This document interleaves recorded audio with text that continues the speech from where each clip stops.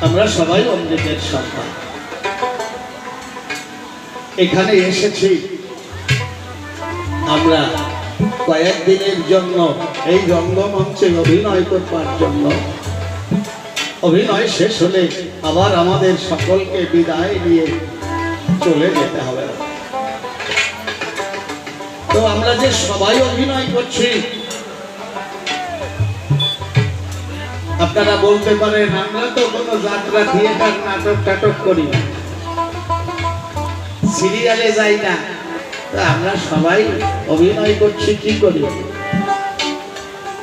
যিনি বিশ্ববরেণ্য কবি শেক্সপিয়ার, তিনি বললেন, "The world is a stage, we are everybody actors, actresses."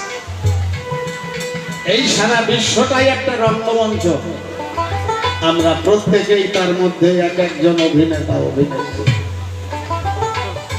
ভাবুক কবি পাগল বিজয় সরকার, তিনি গানের মধ্যে দিয়ে বুঝাইয়ে দিলেন আমরা কে কেমন অভিনয় করছি।